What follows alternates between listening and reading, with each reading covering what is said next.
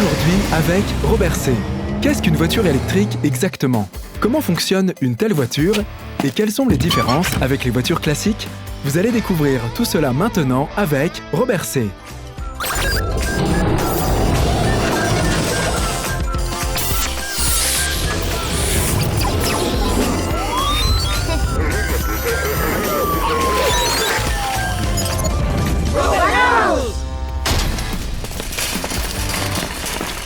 Je parie que ce bolide est aussi rapide qu'un éclair. En tout cas, il est magnifique. Quand on rentrera à la maison, on fera un essai. Regardez ça! Quelqu'un a mis une laisse à sa voiture. C'est bizarre. Qu'est-ce que c'est que cette colonne? C'est une station de recharge. C'est là que les voitures électriques sont rechargées. Une voiture électrique! On dirait un nom de super-héros. Qu'est-ce que c'est exactement, Robert? Les voitures peuvent fonctionner avec différents carburants. Les moteurs à explosion, comme celui de la voiture de Monsieur et Madame Parker, brûlent de l'essence ou du gaz et sont alimentés par l'énergie qui en résulte. Les voitures électriques n'ont pas besoin de combustion, mais sont alimentées par l'électricité. Alors que les voitures à essence et à gaz sont ravitaillées dans une station-service, les voitures électriques sont rechargées dans une station de recharge. Avec une prise de courant? Comme ma voiture télécommandée ici? Exactement. La seule différence est qu'une station de recharge peut recharger l'électricité beaucoup plus rapidement qu'une prise de courant. Et ensuite, où va toute l'électricité? Est-ce qu'il y a un réservoir de courant? L'électricité ne peut pas simplement être conservée dans un réservoir. Elle doit être stockée. C'est pourquoi chaque voiture électrique possède une batterie qui peut être rechargée en énergie. Imaginez que c'est comme une grosse pile. Oui, mais je ne la vois pas du tout.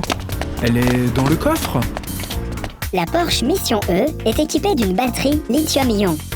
Elle est située entre les roues avant et arrière et s'étend sur presque toute la largeur du véhicule. Beaucoup plus grande que pour notre voiture télécommandée. Elle va aussi sans doute beaucoup plus vite. Bien sûr. En effet, elle est alimentée par deux moteurs électriques. Un moteur à l'avant et un autre à l'arrière. Très bien, tout est clair maintenant. Allons, Sorette, si notre bolide avait deux moteurs, il serait au moins aussi rapide. Avant tout, les voitures électriques sont meilleures pour l'environnement. Sans combustion, aucun gaz d'échappement et aucun CO2 nocif ne sont produits. Venez maintenant.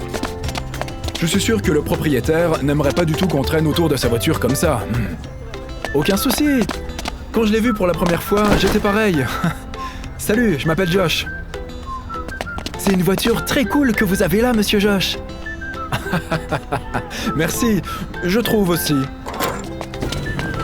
Malheureusement, je dois continuer ma route. Sinon, je vous aurais bien laissé faire quelques mètres avec moi.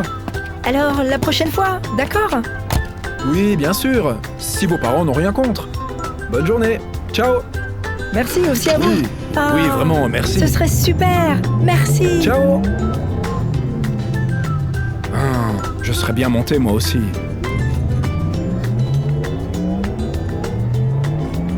Elle est beaucoup plus silencieuse que la voiture de maman et papa. C'est vrai. Les voitures électriques sont effectivement presque silencieuses.